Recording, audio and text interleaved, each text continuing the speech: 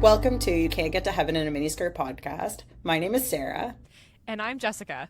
If you would like to support the show, you can go to patreon.com/heaveninaminiskirt, where you can join Club V, and you will now receive one bonus episode per month, and we're hoping to do more going forward. And we just want to say a big thank you to all 7 of our patrons. Yeah, you heard that. It's plural now. We got 7. Thank you for the support. And you know what? It's not all friends and family. No. There's a few friends, but there's people that are genuinely liking the content. We're so thrilled every time somebody joins. That we get so excited. And so we really want to give you the best bonus content possible. We really will. We're going to put out lots of great stuff, and we have a lot of fun on the Patreon feed. And for those who don't join the Patreon, you'll still get the little Patreon preview episodes, so you can always just tune into those. And if you don't want to support us, that's awesome too, because we're just super pumped if you want to listen to us on here. And if you'd like to buy merch, you could be the first person to buy merch. Crazy. Other than us. We have merch. heaveninaminiskirt.com/merch. It's actually good quality stuff, which is great. And if you'd like to follow us on social media, we are on TikTok and Instagram at Heaven in a Miniskirt. Sarah, it's our podcast anniversary. No, it's not. Today? Did you know that? Yeah. Not today. When this comes out. When this comes out? Oh. When this comes out. Wow. So we've been going for a year. Isn't that crazy? That is crazy, because it feels so much longer.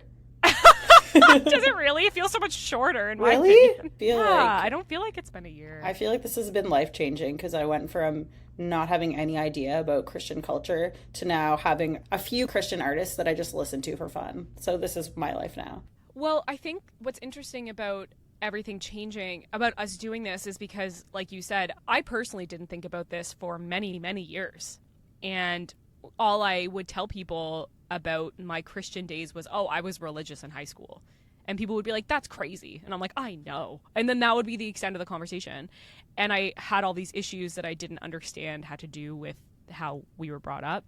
But it's wild now, because, like you said, our lives are unrecognizable to where they were from when you came to visit me and we decided to do the podcast in May of 2022. So this is going to be a fun one. This is as fun as demons or speaking in tongues, I would say. This episode is going to be one of our famous unhinged episodes. Famous, as if any. Yeah. Famous to us. So when I proposed this idea, Jessica was like, there's not going to be enough content. And presently I have 11 pages of notes. So here we go. What are we talking about? Okay. Dinosaurs? Dinosaurs. That's all. I don't know. Is that what we're talking about? Dinosaurs. Dinosaurs. Okay. But obviously it has to do with Christianity, which is kind of the weirdest thing, is that how does this tie in together? Well, what did you learn? How can you possibly have 11 pages of notes about dinosaurs and Christianity?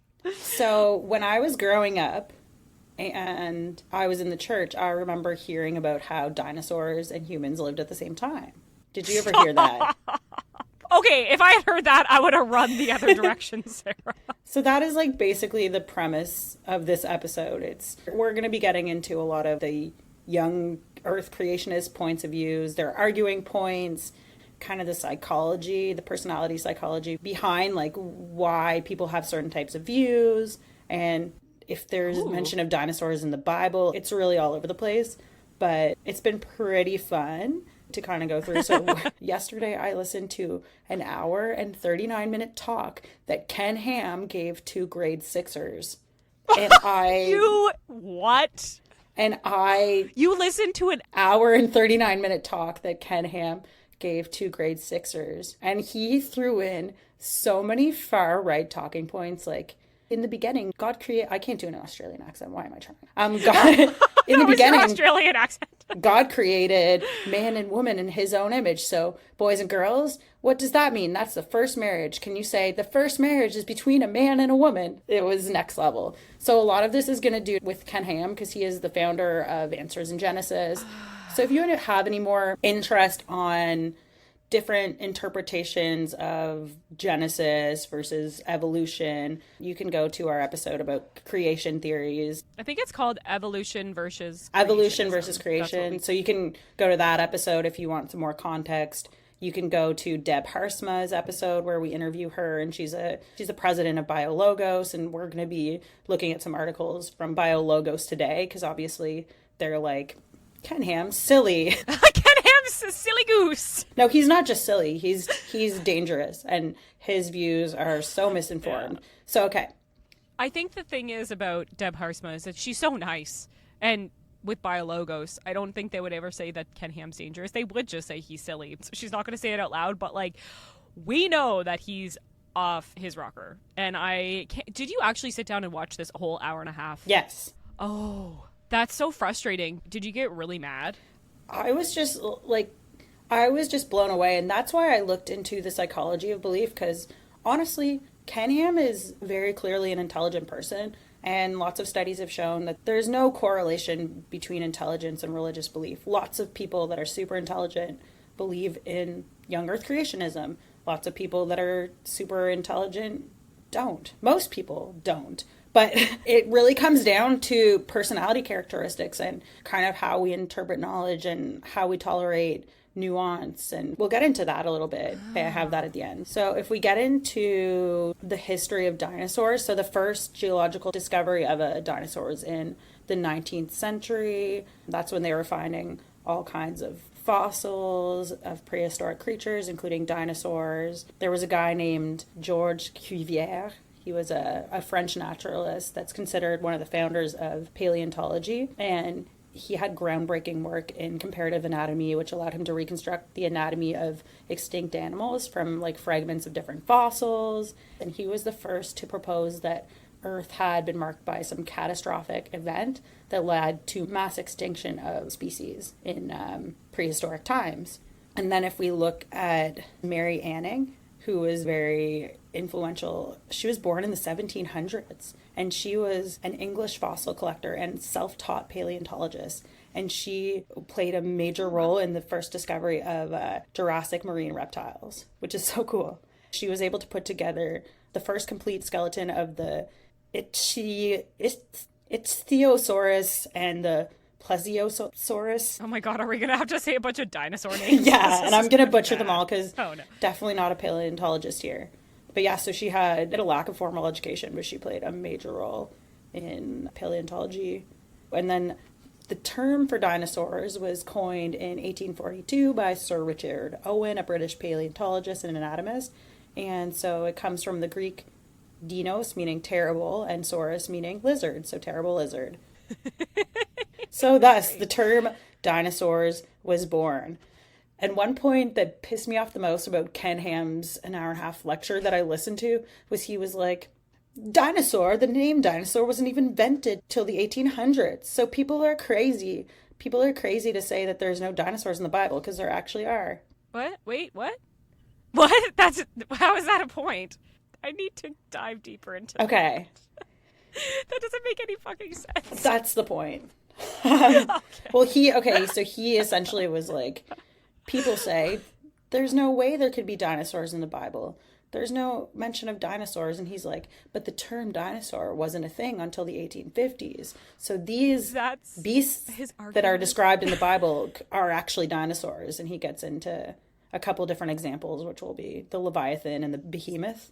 I'm just taking all of this in. So you're with me. That's the history.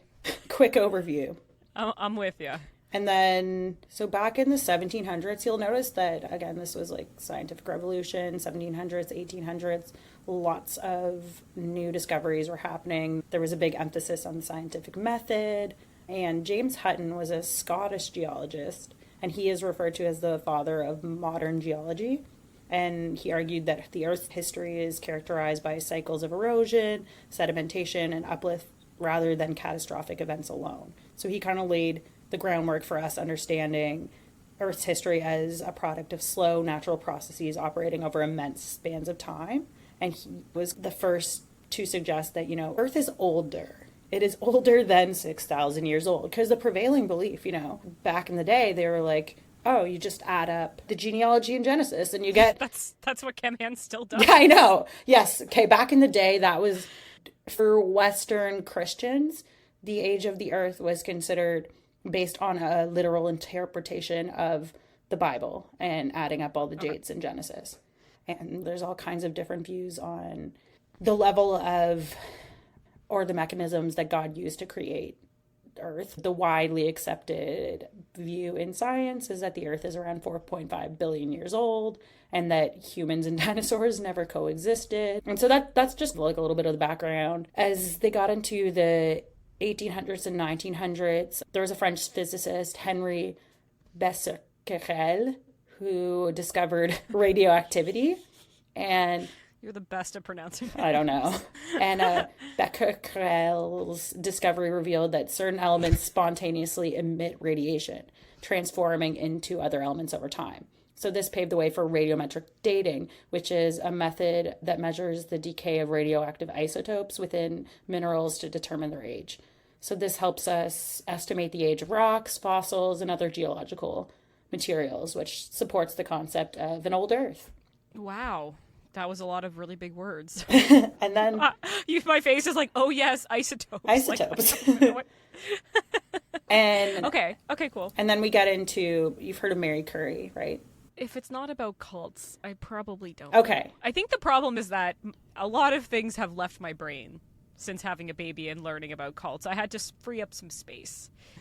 So basically, her work enabled decay rate measurements. So her research included isolating radium and polonium, which led to understanding radioactive decay and the measurement of decay rates. She was the first woman to win the Nobel Prize.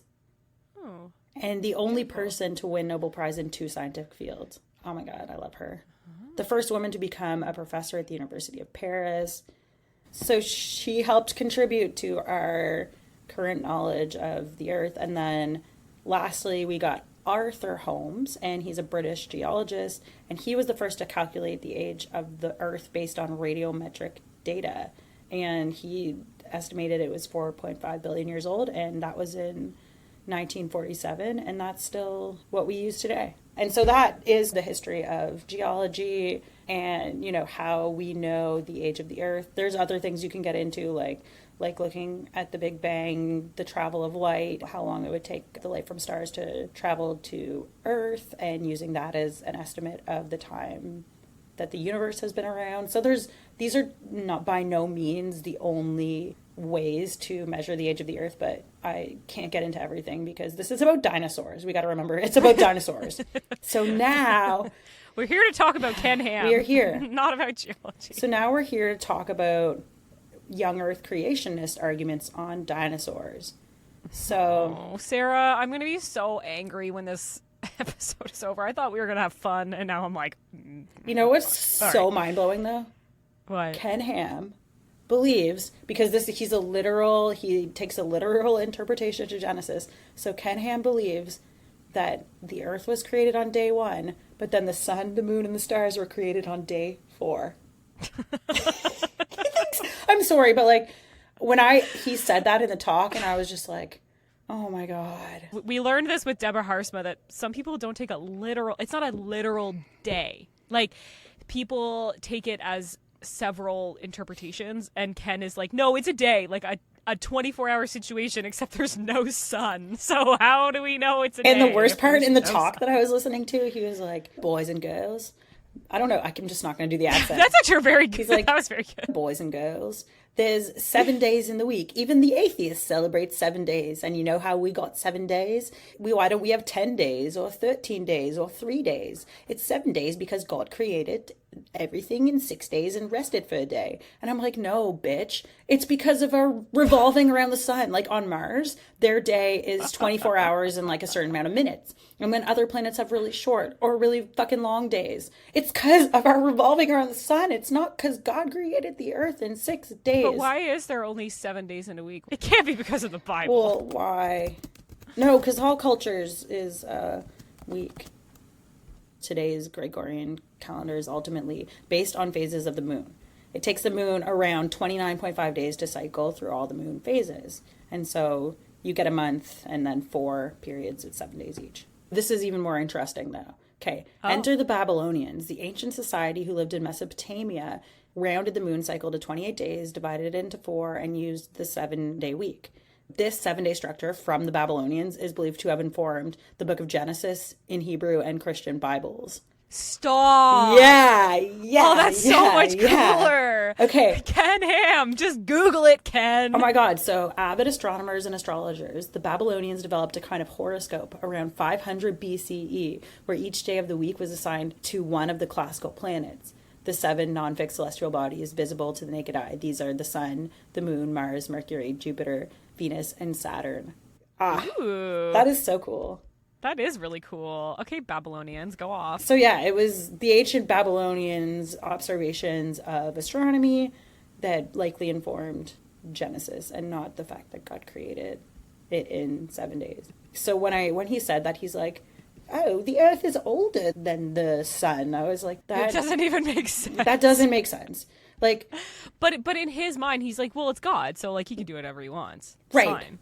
And in the point of view of Christians that accept naturalistic science, or anyone else that accepts what's actually out there, like, to be quite frank, is like, some people believe, okay, you have God's word and you have God's world. This is an analogy they use in Biologos. And they're like, God's word, it tells us about God and about humans, but God's world shows us, like, his creation, how things were made. Like, the way things actually are has to be how we interpret the Bible. So if it's saying that the sun was created after the earth, it's like, no, it's metaphorical. It's less mental gymnastics, way less. It is a lot less mental gymnastics. In fact, it's so much harder to be what Ken Ham is doing. His head is so far in the sand. Do you want to hear what he's doing? You want to get into that? No, I don't. Well, you are. Okay, so, all right. You know what? We haven't talked about Ken Ham in a minute, and I kind of forgot about him. And I'm mad again. Aw, don't be mad. If there was no consequence to what he was saying, then I would just find it funny. Oh, it's mind-blowing. So there are 2 approaches that young Earth creationists take to dinosaurs. One of them would be, and I heard this growing up, that fossils were put in the ground by Satan to deceive us. Yes. Okay, I've heard this one. But I've only ever heard it as people making fun of Christians for saying this. So you've heard people seriously say this. Was this in the Baptist church? That would have been the minority. Like, I think most people that were young Earth creationists that I encountered were the other camp that thought that all the fossils were laid down from Noah's flood. Noah's worldwide flood. I mean, that's barely any better. At least it's not Satan trying to deceive us. Oh my God. Okay. And so Ken Ham gets into what he calls the 7 stages of dinosaurs. Okay. And I don't like this. So his first stage would be formed. And so that would be like when God created everyone and they were in the Garden of Eden. The dinosaurs would have been created on day 6 as land animals. So they would have been some of the land animals that God would have brought to Adam to name before that God made Eve. So this is number 1. Just imagining like a Tyrannosaurus Rex. So these are the 7 F's. Number 1 is formed. Don't worry, there's an explanation for how everything fit onto the ark. We'll get into that. Number 2. No. Fearless. So before the fall of man, before Eve disobeyed God and her husband and ate the apple, listened to Satan, and then got all of the knowledge of the world. Before that, everyone was a vegetarian. And so Ken Ham thinks it's not quite accurate to refer to animals as carnivores or omnivores or herbivores. It's better to just be like, those are animals with pointy teeth. Like, I'm not making this up. And he's like, sharks eat kelp too. And I was like, oh, cool, Ken Ham. Oh my God. So dinosaurs, you didn't have to be scared of them because they were just really nice vegetarians before the fall of man. But then bring in sin, and humans got real bad. They got so bad that God was like, fuck all you people. I'm going to kill everyone except Noah, his wife, his 3 sons, Shem, Ham, and Japheth, and their wives. We don't know any of the wives' names because it's not really important. We don't really need to know about women. And so when God chose 2 of each kind of dinosaur, along with all the other animals, all the other land animals to fit on the ark. And the dinosaurs that were really big, they just chose one male and one female of the baby ones. So they were small. They weren't big yet. So they could fit on the ark. Flawless logic. And the ark was huge. He told parents that they should be getting rid of all of their Noah's Ark Bible books, like their little storybooks, because he's like, those books that show the ark as just like a bathtub with all these animals sticking their heads out, he's like, that's not accurate. And that's from Satan, because Satan wants Noah's ark to appear like a fairy tale. And he's like, you need to come to the ark exhibit and see the real size ark and how all the animals fit on. Sarah, I feel like I'm living in a fantasy world right now. Like, what? Who cares? This is the hill that we're dying on. And also, he believes that climate change is a result of the global flood. What? I know. I feel like I'm in a dream right now. And he was like bashing other Christians. Like he was bashing Tim Keller. Tim Keller's like a theologian. He's like, Tim Keller believes that the flood was just like a regional flood and not a full earth flood. He's wrong. Get behind me, Satan, kind of thing. Okay.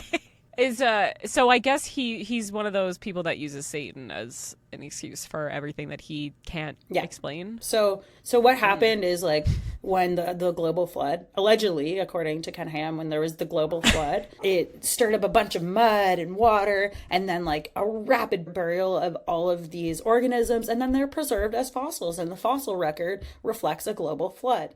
It does not, but that is what he would say. And then, okay, bear with me. F number 4 is found. So the found aspect regards to after the humans built the Tower of Babel, God got mad because they were trying to build a tower to him. So the humans dispersed to different parts of the world, and they brought the dinosaurs with them, explaining why there are dragon legends all around the world. I need to stop you. So, like, I need to digest each point, because this is... So he says that everyone... How do you bring dinosaurs with you to another part of the earth? Do they put them on leashes and walk them? Like, what is he talking about? You know, humans could have domesticated dinosaurs. And I'm thinking of the big dinosaurs specifically, because these are the most problematic. Just T-Rex. Like, the small dinosaurs, you can just, like, carry them. I don't know. I'm thinking about T-Rex, the one with the long neck. I should probably know the names of the dinosaurs for this episode. The Triceratops, that's pretty big. They're not like camels or horses or dogs or cats. Like, it's a little different. So number 5 is fated. And they just went extinct over time. It wasn't like the evolutionists would say. They didn't evolve into birds, and they didn't have like a big event where a asteroid hit the earth. No, they just went extinct in the post-flood world.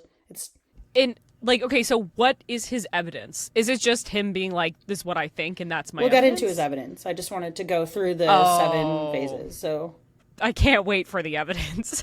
At number 6 is fit. It highlights the fit between scientific observations with the young Earth creationist viewpoint. The coexistence of human and dinosaurs. We'll get into his argument that humans and dinosaurs coexist and his evidence for such thing. And then the 7th point is future, and he believes that God's word guides understanding of Earth's history, and the future aspect acknowledges that faith plays a pivotal role in shaping perspectives on origins and the destiny of creation. I don't really have words, because this is... Me and Ken Ham don't live on the same Earth. We just don't. When we finish this episode, I will make my husband listen to this, and he's going to be like, what the fuck are people doing? And we know that not all Christians think like this, but Ken Ham needs to be stopped. I know. Like, what is happening? Why are we letting this man speak? So, okay, I got a few different... These are his main reasons for why he thinks that a young Earth makes sense. And if you believe in a young Earth and that humans were created on the same day as land animals, you next have to make that make sense, and you have to believe that they coexisted. I think the biggest problem Ken Ham sees is that if you look at the world before the fall of man, before human beings were created and made the choice to eat the apple that God conveniently put right in the garden and said, don't eat it because then you'll know things. If you were to say that dinosaurs were around before people, well, we have in the fossil record, he says, cases of arthritis and cancer and animals dying millions of years before humans. That just doesn't work. It doesn't work because only death happens in a fallen world, and only eating meat happens in a fallen world. So that's his starting point. And then he starts to critique. So he gets into his critique of radiometric dating, human and dinosaur remains. So he says radiometric dating methods rely on the decay of radioactive isotopes in rocks to estimate their age. Different isotopes are used for dating different materials. And so he said that because they're using different kinds of dating methods and compositions, that this could be an inconsistency. I thought you were going to be like... And then... I started laughing halfway through because I'm just imagining Ken Ham being like, I don't even know what an isotope is, so I don't believe it. Ken Ham just wants black and white answers always and forever. And what he is failing to realize is that reality and science and reality, do I have to say that again? Isn't black and white, and it's complicated and it's messy and gray, and he cannot accept And the best thing about science is our view of things is changing over time. Like, even they're now saying that general relativity, like, there might be like serious holes in this theory and it might not actually explain everything the way that we once thought it did. Like, science evolves over time and our understanding of things evolve over time, but it's the best possible explanation we have currently. But with Ken Ham and people like Ken Ham, they're like, oh, you found an inconsistency? That means everything is false. And you're like, fucking take it down 1,000 pegs. And I know we're going to talk about the psychology at the end, and I'm very excited because that's like exactly what I need to discuss right now. So let's get back to Ken Ham and his silliness. And not just Ken Ham. Now we're kind of into general young Earth creationist views. So they would typically say that the literal Noah's Ark, literally every kind of animal, a male and female pair, were put onto the Ark and survived a global flood. But the flood is said to have caused massive geological changes and buried organisms as fossils. However, the geological layers of the Earth, how fossil sequences are, show distinct patterns and suggest gradual deposition over millions of years, not just one single catastrophic event like a global flood. And fossil sequences reveal a chronological order of species that doesn't align with a sudden flood. There's a lot of layers on the Earth. There's a lot of layers to the story. So there's a lot of layers. And you can literally see the story of evolution, and then they'll be like, what about the missing link? And then they find like transitionary species, and then they're like, oh, well, what about the missing link? It's like, it's the Futurama episode all over again, Sarah. Okay, so now we get to when you were saying how it's annoying that like one discovery happens that seems to like contradict something. Then they're like, yes, we're right because of this one discovery. So there's a scientist that actually Deb Haarsma listed her. She's a geologist and her name is Mary Schweitzer. And she had a groundbreaking discovery in 2005. She found soft tissue in dinosaur fossils, this is like a big challenge to conventional views because it contradicted the expectation that soft tissue material should have decayed over millions of years. And so a lot of people were like, well, what the heck is happening here? And now they're looking into like, maybe we were wrong about the fossilization process and decay rates, or maybe there were other things that happened that caused the fossils to form quicker, so the biological material could have been kept over time. But my favorite part about Mary, I found an interview of Mary that's on Biologos. We'll include it in the show notes. I'm going to get you to read her quote. Okay, so this is the quote. One thing that does bother me, though, is that young Earth creationists take my research and use it for their own message, and I think they are misleading people about it. Yeah. Pastors and evangelists who are in a position of leadership are doubly responsible for checking facts and getting things right, but they have misquoted me and misrepresented the data. They're looking at this research in terms of a false dichotomy, science versus faith, and that doesn't do anyone any favors. Still, it's not surprising that they've reacted this way. The bone that I first studied I got from Jack, which is her supervisor, and when I gave him our initial results, he was rather angry. I called him a few times, and by my third call, he said, "Damn it, Mary, the creationists are just going to love you." And I said, "This is just what the data says. I'm not making this up." Yeah. Yeah, I could see why he was angry. She's not a young Earth creationist. She believes in evolution. She believes that the Earth she believes all of the things in modern science. She is just a scientist that also happens to be a Christian and doesn't view it as a conflict. But obviously, when she made this discovery, which does challenge some of the initial consensus in science on the decay of biological material over millions of years, it's a challenge, but it doesn't mean that all of a sudden everything in evolution's wrong. Everything's it's all thrown wrong. out. Everything's wrong now. She's just like, it bothers me that they are using my research. Like, yeah, because I think what Mary is saying, and really what we are saying, is that we know that we don't know. And we're okay with the fact that we don't know. Yeah. And I think that's like, it's so simple, but it's like, that's a very simplified version of what reality is. We only have a certain amount of information from the science that we've created. Back in the 60s, they didn't even have DNA testing. Think about all those murders that happened that could have been solved if they just had DNA. They didn't even know that they could do that. And then we discovered DNA testing. And it wasn't that long ago that we didn't even have electricity. Like, we don't know what we don't know. Exactly.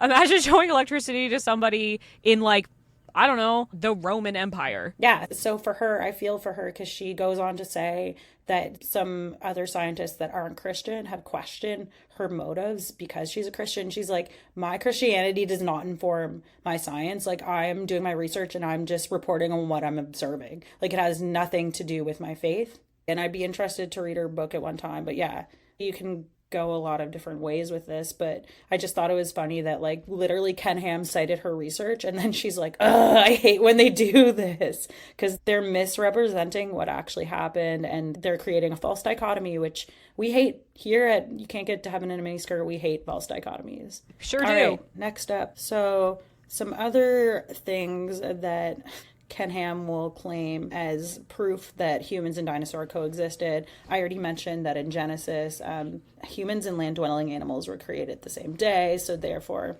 they had to coexist. The Bible is true because it's true. Yeah, and the book of Job contains passages describing two creatures, the behemoth and the leviathan. So God, the book of Job, really? This is our proof. He says that the behemoth would refer to like a land-dwelling dinosaur, like a sauropod, and the leviathan, he says, describes a sea monster or a marine reptile. So I'm gonna paste these verses for you to read. And this is like when I was a kid, like literally I remember people being like, yeah, no, there are dinosaurs in the Bible. Like, this was used as an argument. I want you to read them and let me know your thoughts. First up, we have the behemoth. So this is Job 40, verse 15 to 24, the New International Version. Oh, we're doing a different version today. Okay. Look at behemoth, which I made along with you, and which feeds on the grass like an ox. What strength it has in its loins. What power in the muscles of its belly. Its tail sways like a cedar. The sinews of its thighs are close-knit. Its bones are tubes of bronze. Its limbs are like rods of iron. It ranks first among the works of God. Yet its maker can approach it with a sword.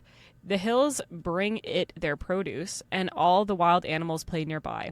Under the lotus plants it lies, hidden among the reeds in the marsh. The lotuses conceal it in their shadows. The poplars by the stream surround it. A raging river does not alarm it. It is secure, though the Jordan should surge against its mouth. Can anyone capture it by the eyes or trap it and pierce its nose? Okay, that was like literal gibberish. Like, that doesn't make that. What am I awake right now? Like, this whole episode has been just a lot of... They would say, okay, it eats... Can you explain it to me in English? It feeds on grass like an ox, so it is a herbivore. It has a big tail like a cedar, huge thighs. So they're essentially like, this is a dinosaur. What if it's just like an elephant? Well, that's what most other Christians that don't believe that dinosaurs coexisted with humans would say it's probably an elephant or a hippo. But then in his talk to children, Ken Ham said, I went to the zoo and I took a picture of all the asses of hippos and elephants. And, what? Yeah. And he's like, they have their itty bitty tails, and he's just like showing pictures of these animals' butts. And he's like, does that look like a tail that swayed is like a cedar? Like, does that look like a cedar tree? No, a dinosaur tail looks like a cedar tree. So therefore. Oh my God. Yeah. And then this was in the talk. You must have just been flabbergasted. Yeah, man, I was. And then, okay, the Leviathan. So it's Job 41, 1 to 34. Can you pull in Leviathan with a fish hook or tie down its tongue with a rope? Can you put a cord through its nose or pierce its jaw with a hook? Will it keep you begging for mercy? Will it speak to you with gentle words? Will it make an agreement with you for you to take it as a slave for life? Can you make a pet of it like a bird, or put it on a leash for the young women in your house? Will traders barter for it? Will they divide it up among the merchants? Can you fill its hide with harpoons, or its head with fishing spears? If you lay on it, you will remember the struggle and never do it again. Any hope of subduing it is false, and the mere sight of it is overpowering. No one is fierce enough to rouse it. Who then is able to stand against me? Who has claim against me that I must pay? Everything under heaven belongs to me. So again, that is God describing the Leviathan. And most people think the Leviathan is like a whale. It's like a whale. Yeah, it sounds like a shark or a whale. Yeah. A big marine creature. So yeah. But he's like, no, that is an aquatic dinosaur. That is what Ken Ham will say. Oh.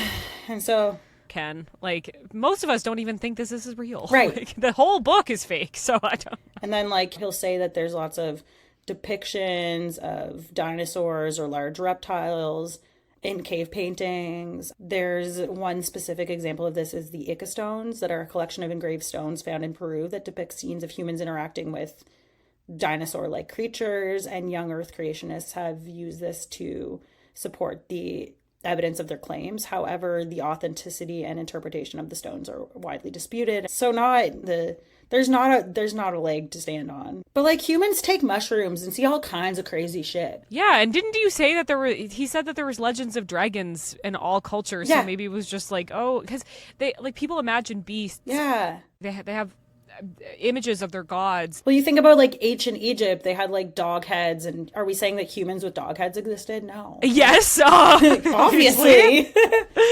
Come on. Yeah, so it's so stupid. Those are basically his arguments, and he showcases this in his creation museum and his Ark replica, which you could visit if you wanted to pull out all your hair. Where is this? This is the one that Bill Nye was in, right? And we showed the video, and then the Ken Ham's like, you have to admit that it's a very nice exhibit, and Bill Nye's like, I guess. This is Williamston to Kentucky. Okay. Of course it is. And then we're gonna have Creation to go. Museum is also in Kentucky. So if you happen to be in Kentucky and you have nothing better to do with your time, then you know what actually is really good? The Natural History Museum in New York City. Really enjoyed that. I think it's a little different, though. I've also been to that one, and let me tell you, there was no Noah's Ark in that one. So, oh my god, those are the views. And if you're interested to get into more of Ken Ham's views and these explanations, you can go to answersingenesis.com. The site is exactly what it says. Any answer you can find in Genesis. So, yeah. I had never heard of Answers in Genesis until we started the podcast, and I have heard it in a lot of other, I don't know, like evangelical people that we follow talk about it. Sometimes I'll see it and I'll be like, there we go. There's Ken Ham going off about something. But if you want to have access to sound scientific information, you know, there's like the Scientific American, there's looking at Google Scholar for studies directly. If you want it from a faith perspective, BioLogos is a great resource for you. We love BioLogos. Even if we're not Christians, I always look it up to get their counter view, because they're just like, humans and dinosaurs did not coexist, and this is the science why. And Ken Ham's so silly. So silly. But this silliness causes a lot of issues, because if we use Genesis, he says that the answer for anything in life, any question, can be found in the first 11 chapters of Genesis. Stop. Yeah. Oh my god. Yeah. Oh, stop it, Birth Ken. control. God Stop says it. be fruitful and multiply. Nope. No birth control. Like, he says any answer ever? Basically, yeah. Any answer. And you have to start with Genesis as your foundation, and then you interpret science based on that, or you cherry pick random shit. And this was the part when I was listening, this wasn't the only talk. I listened to probably like 4 hours worth of Ken Ham talking about this and then talking about other things. And what got me so interested was like, he's a very articulate speaker. I can see how people that have that worldview would find him convincing. And to be honest, like, having been in that worldview where you're like, this is God's word, so of course everything has to stem from that. And the way he presents things, it would make sense if that's the only sort of education that you've had. Like he was talking about how public school is really can be really harmful, and there's still a very God. All significant right. percentage of Americans that believe that humans and dinosaurs live together. 41% of Americans believe. No, no. 41%. There's no way. Where did you get that stat? Okay, this is from 2015. Really? There's just no way. And so technically, if you go in a technical sense, human and dinosaurs, if we classify birds as dinosaurs coexisted. Maybe most people think that. So yeah, birds came from dinosaurs, but Ken Ham would say, he also talked about that. He's like, and they say that birds came from dinosaurs. So technically, an atheist believes that you're eating Kentucky Fried Dinosaur. Sarah, how did you get through this? Like, I think that we choose different topics every 2 weeks, and I physically could not have handled this topic. I would have gone completely insane. I just don't think I could do Okay, it. so let's get into personality and belief in creationism. Okay. Okay. There was a study conducted by Andrew Village, who is the head of theology and religious studies at York St. John University. And so in this study, I think it was done in 2022, they explored the link between personality traits and belief in creationism. And they surveyed 663 English churchgoers and focused on their beliefs around Genesis. And then they also took the Myers-Briggs personality test, which is used to categorize individuals into extroversion versus introversion, sensing versus intuition, thinking versus feeling, and judging versus perception. What do you think about the Myers-Briggs personality test? I think it's like any personality test. It just groups people together based on certain traits they have. I think some people get so into it and they're like, I'm a total like INTJ, and you're just like, okay, cool. Like I think Well, there's a whole Enneagram thing, right? I'm such a 2. When I read them, I'm like, yeah, there's parts of this that make sense and then parts of it that doesn't. And it's a spectrum too, right? Like which one are you closer to introversion or extroversion? Or I was just curious. Okay, so this go is on. kind of a way that you would classify groups of people based on personality characteristics and seeing if there's any significant patterns between people who have beliefs in a literal Genesis versus a more figurative Genesis. Just to define the difference between sensing individuals and intuitive individuals. So sensing individuals prefer concrete information that comes from their senses, what they can see, what they can touch. Whereas intuitive people rely on abstract feelings and hunches. And so study participants with a sensing preference were more likely to interpret Genesis literally due to their belief that the Bible was true. So they were more likely to be like, okay, well, I can see this, it's right in front of me. Whereas the intuitive individuals were more likely to be open to speculate and explore possibilities about things being more figurative or metaphorical rather than just accepting it at face value. And thinkers were more likely to hold creationist beliefs influenced by their conservative religious leanings. So personality traits we know don't correlate with intelligence or correctness of biblical interpretation, but it is pretty interesting that people that were more likely to be like intuitive and open to like symbolic thinking were less likely to interpret it literally. That is interesting.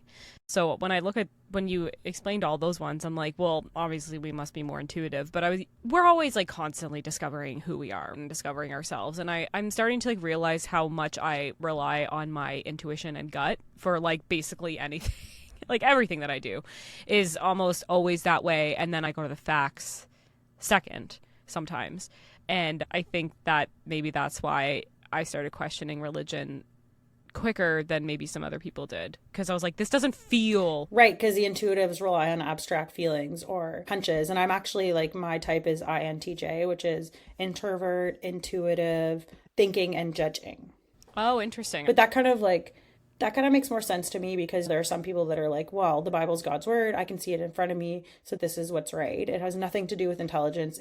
That makes sense to them. They're less likely to go on like gut feelings. Whereas like simple things like hearing that women were supposed to submit to men that just did not sit right to me. Even if it was like God's created order, I was just like, this feels gross. And a lot of it started as a feeling, but then that kind of prompted me to consider other options. So there's a lot of obviously views within Christianity. And what I did, because I was very attached to the Christian worldview and my relationship with Jesus, I just found an interpretation of the Bible that worked for me at that point. Like Christians for Biblical Equality. When I first started researching like evolution, theistic evolution, I was like, there are Christians that believe this. Some people stay there and there's nothing wrong with that. But for me, like obviously having a theistic worldview just ultimately wasn't the place where I landed. And some people land there. And I think that it would be interesting to have more of a look into studies around like why we believe certain things, because yeah, it has nothing to do with intelligence. And sometimes I had people get really offended being like, well, so and so has a PhD in chemistry, so and so is really smart. And I can see why people get mad at like edgy atheists, because edgy atheists are like, oh, Christians are so fucking dumb, blah blah blah. And you're never gonna have good dialogue or convince someone of something if you're just telling them that they're dumb or you're making them feel stupid. I think that it was helpful for me to try and understand, okay, like why does Ken Ham have this view? Yeah, I think the way that you're describing it is we deconstructed years ago. Yeah. And the emotions of our deconstruction have lessened over that time. I'm personally getting angry, but you're able to be like, no, I'm more interested in why he's going to do that. Whereas I think why I get mad is because they're not going to give us the same treatment. They're probably not. I feel like Ken Ham would not be like, I wonder why they think the way they think. Oh, psychology. He would probably attribute it to desires of the flesh, the devil, being deceived by Satan. And then I think that comes back to like one of the points that we touched on in the podcast with Rachel Bernstein. It's really hard to trust your gut when you are raised being told that your gut is sinful and wrong. You are sinful and wrong. Less of you, more of Christ. The flesh, the desires of the flesh are not good. So anything that you do for yourself or any kind of internal sense you have, you're like, oh, well, this is wrong. I just had an aha moment when you said that. So one of my issues that I've talked about in therapy a lot is that I always buried my feelings. And when I felt a negative feeling or I don't know, like any negative feeling, or if I was complaining or whatever, I would just like bury it. And I always attributed it to my parents just being like, no, like you have to be positive and like toxic positivity. You have a positive aura, toxic positivity a little bit. Like I've talked to my mom about it before, and so this won't be a surprise to her, but like, Oprah was, it's always Oprah. And Oprah was like, negative auras and positive auras, and we want to have a positive aura. And then my mom's like, you have to have a positive aura. So I was like, oh, I guess I can't talk about my problems anymore. But I just realized as you were saying that, I'm like, yeah, like maybe my mom started that within me, but religion was what made it worse. Paul. And Christianity made it worse. Paul. It was It's Paul. all Paul's fault. It's always Paul's fault. Because you know what Jesus talked about? Doing things for others, loving other people. I know. Paul talked about hating yourself, essentially. Yeah, that's true. Yeah, no, I mean, well, fuck, we'll go on about Paul, but... That's interesting, though. It's something that I still struggle with to this day. And I'm like, why is this so deep-rooted? And I'm realizing, as you were talking, it was religion that was like, well, if you have... First of all, a sexual desire, bury it, because that's unholy. And that's why the problems that I have with sex and sexual desires are just way worse than I ever thought that they were. I guess what I was trying to say is gut feelings and how your gut feelings your intuition gets hijacked. And we've talked about hijacking a bit on the podcast before, but by hijacking somebody's gut feeling, do you think that it would take some of those people that are maybe more naturally intuitive and turn them into people that are not naturally intuitive? You know what I mean? Because like somebody who's been hijacked might take a Myers-Briggs personality test and not score as intuitive, even though they are, but they're burying all that intuition. That is very interesting. Anyway, so dinosaurs. So what I have left is some TikToks. Oh no. Okay, tell me when you're ready. Okay, you showed a video. Okay. I'm ready. So we know that dinosaurs existed, but how do they like fit into the Bible? The statement, we know that dinosaurs existed, gives us a clue on what we're to do in this situation, because the Bible doesn't give us information about dinosaurs. There are sometimes Christians who point to some obscure passages, but I don't think it talks specifically about dinosaurs. So how do we get knowledge of the dinosaurs? We get knowledge of dinosaurs, not God's word, but from God's world. And so what we do is we realize, hey, we've got two sources of knowledge, God's word and God's world. Both speak truly about God and about the reality around us. You don't have the Bible describing and explaining every single aspect of reality. The Bible doesn't say anything about DNA. So what do we do with DNA? And so what we do is we take God's word and God's world and we see, how do they fit together? How do these two different sources of knowledge come together? And when we do that, we have a lot of room to do our scientific exploration and conclude, number one, dinosaurs exist. And then number two, we take our creation account and realize, hey, God created everything that exists. And so we know God created dinosaurs. This is where Christians may differ on how we view the age of the earth and all of that kind of stuff. And that's where it's okay for Christians to disagree. So if you think that the earth is young, you're a young earth creationist, you would have to say something like, hey, when God created human beings and all of animal kind, he also created dinosaurs in there, and humans and dinosaurs probably walk the earth together. If you are an old earth creationist and say, no, the earth is old, you have some room to say, hey, there were maybe times in God's creation where he created things and then they went out of existence. Those are two different ways that Christians try to say, hey, here's this knowledge we have in the world and here's the knowledge of God's word, and this is how they are compatible. I mean, that's not that interesting, but it kind of explains, like... It's interesting. I mean, okay, it's not unhinged. They can't all be unhinged. No, they definitely can't. But I did like that. He definitely was much kinder to the young earth creationists than I would be, because I find them dangerous. But he's like, oh, no, it's okay to differ. And he's right. It is okay to differ. And what I'm also wanting to say after watching that is, like, Ken Ham is free to have any view that he wants to have, but where I have an issue with Ken Ham is that he won't shut the fuck up about it. And so I feel the need to just not shut the fuck up about how annoying I think he is, and I don't want to do that. I want to go to him and be like, let's agree to disagree, but I know that he would be like, no, I'm not going to agree to disagree because I disagree and you're wrong.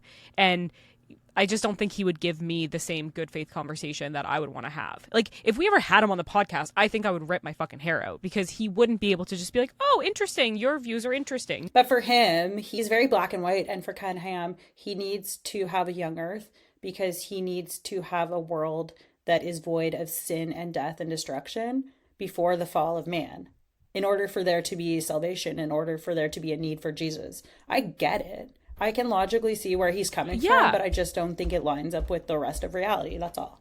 Little caveat there. Yeah, okay. I have one more. Oh, I love this guy. The devil put all of the dinosaur bones in the ground just to trick us. Yes, evolution is a lie. God is great. God is good.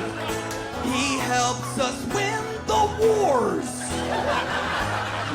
He specifically likes America.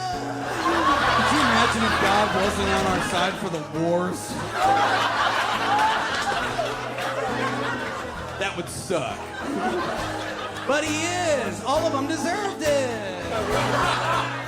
I love him. We follow him on Instagram. So, Jessica, what did we learn?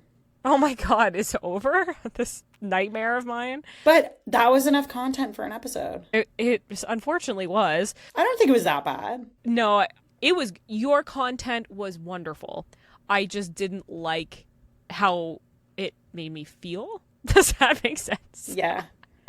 Which has nothing to do with how well you researched, because it was very well done. What did we learn? What did you learn? I learned that there were 7 Fs, and one of them wasn't "fuck you, Ken Ham." Maybe I'll make an 8th. Oh my God. And he is, as usual, delusional and trying. You talking about indoctrinating kids? My gosh, there's someone who's trying to indoctrinate your children. Oh, yeah. He hates the homosexuals and the. Oh, I'm sure I don't even want to know what he thinks about drag queens. Which, by the way, I went to drag brunch for the first time in Los Angeles. And how was it? It was fucking amazing.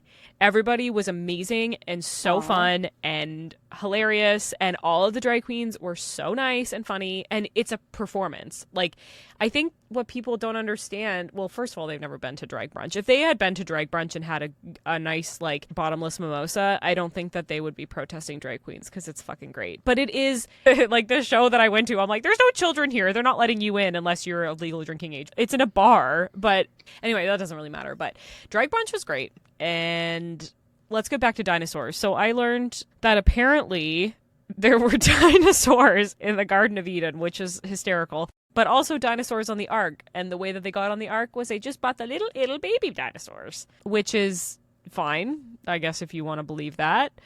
I don't know. Sarah, what did you learn? Well, I learned that if you start with the Bible having to be literally true, you're going to interpret everything and disregard a lot of scientific discovery to make your worldview work. Yeah. And I think... And you know what? The Bible is a really big collection of books, and there's a lot of really great messages in there that I wish people would just talk more about. Like, you know, loving other people. And a lot of really great stories. With, like, Lot and his daughters. Yeah. We're going to do story time with Sarah. Oh, are we doing a story time with Sarah? Welcome to Story Time with Sarah. Sit back, relax, and enjoy a story from our favorite book, the Bible. So welcome to Story Time with Sarah. I'm so excited to share this story with you. It's Genesis 1, the beginning of the Bible, the first book, first chapter. And the cool part about Genesis is you already heard today in our episode that the earth was formed before the sun and the moon and the stars, which makes perfect sense to Ken Ham. Okay, so I'm going to read through this. So, in the beginning, God created the heavens and the earth. Now the earth was formless and empty, darkness was over the surface of the deep, and the Spirit of God was hovering above the waters. So we got like a flat water, and God's hovering, and then God says, let there be light. And there was light. But there's no sun. There's no there's sun. no sun yet. There's no sun, but there's but light. there is Okay. light. God saw the light, and God saw that the light was good, and he separated the light from the darkness. God called the light day, and he called the darkness night. There's day and night, but there's no And there's sun an and moon. evening with no sun, no moon, no stars. Okay. And there was morning, the first day. Okay. And then God said, let there be a vault between the waters to separate water from water. So God made the vault and separated water under the vault from the water above. And so God called the vault sky. And there was evening and there was morning the second day. Okay. So now we're on day 2. And God said, let the water under the sky be gathered to one place and let dry ground appear. And it was so. God called the dry ground land, and gathered water he called seas. And God saw that it was good. All right. And then the fun part. Then God said, let the land produce vegetation, seed-bearing plants and trees on the land that bear fruit. Wait. Where's the sun? We don't have sun yet. We have vegetation, no sun. No, we don't have sun yet. No, he's not till day 4. No, day 3. Yeah, we're on day 4. We're on day 3 right now. Day 3, and God says, let the land produce vegetation, seed-bearing plants, and trees on the land bear fruit with seed in it according to their various kinds. And it was so.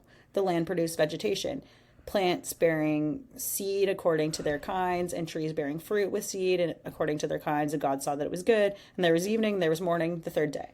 So now... There was evening and there was morning. Day 4. We don't know how the evening... And we don't know where the light was coming from at this point. Maybe it was the Spirit of God. I don't know. God's essence. God's essence. Okay, so God said, let there be lights in the vault of the sky to separate day from the night. How was he separating them before? How did he already separate? I thought there was already morning and evening. Yeah, there was already morning and evening. He already separated dark from light, but now there are lights to govern the sky and the night. Sarah, what are the answers in Genesis? I don't even know. And let them serve as signs to mark sacred times and days and years. So this is where we get the whole purpose of the entire fucking universe outside of Earth is so that we can tell the time and date. Makes perfect sense. Okay. God made two great lights, the greater one to govern the day and the lesser one to govern the night. Those are the moons. Then he also made the stars. That's just an afterthought. He also made trillions of stars. Yeah, no, that's just so we have pretty lights to look at night. Yeah. And God set them in the vault of the sky to give light on earth, to govern the day and night, and to separate light from darkness. But he already separated light from darkness. And that was there was evening and morning, and that was the fourth day. Okay. Where's the afternoon? What's happening on the afternoon? Is God taking a lunch break?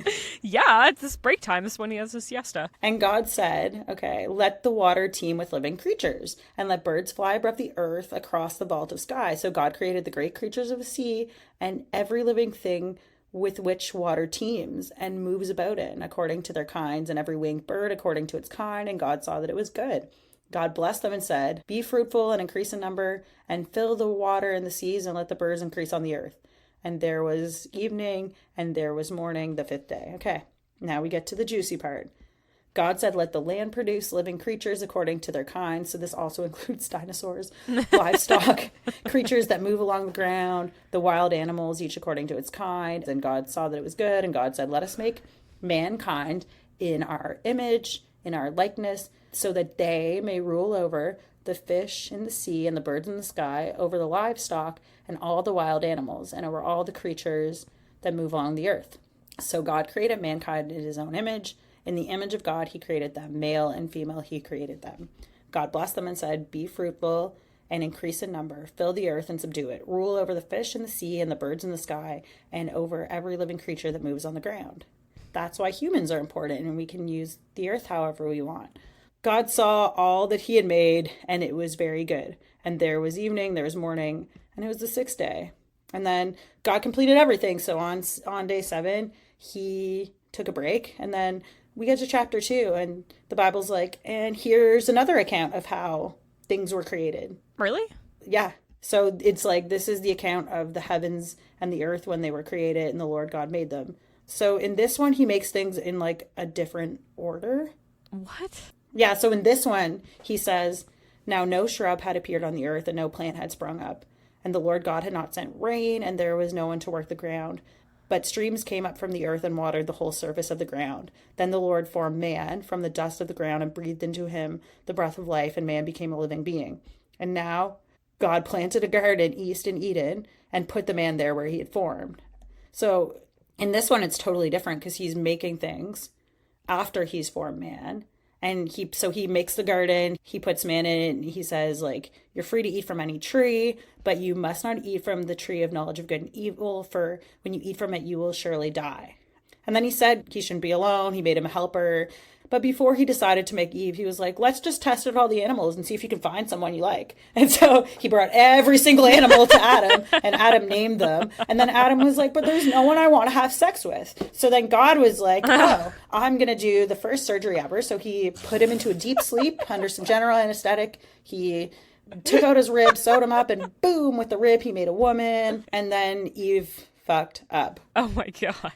That was so long. So the funny part, though, after Eve sins, she's like, Ken Ham got into this. And after Eve sins, she's like, hey, Adam, eat this. Then they realize they're naked, and they're like hiding and putting leaves over themselves, and they're hiding. And like God's like walking around the garden, and then God's like, where are you? I'm all seeing and all knowing, but I can't find you. And he's like, you're hiding. How do you know you're naked? You sinned. So then he gives them the curse, and then he kills an animal, and he makes clothing with the animal's skin for Adam and Eve. So God is the first fashion designer. and this is all I have left in me. I'm sorry if that story was really long-winded, but no, it's good. That was fun and made a lot of sense. And it's almost like I'd like to hear Ken Ham explain it, but like I just couldn't, because it would just feel like I'm living in a crazy person's head. All right. I'm tired, and I don't want to live on this planet anymore, and there's just so many annoying people that I wish would just stop talking, and we're probably some of them, so maybe we should stop talking and end this episode. Yeah, I think we've maxed out. But there you have it. Yeah. A full episode on dinosaurs. Thank you so much for listening, guys, and we will see you in a couple weeks. We love you all. If you'd like to support us, go to patreon.com/heaveninaminiskirt. And if not, then we will be back in 2 weeks with a brand new fun episode for you. Peace. Know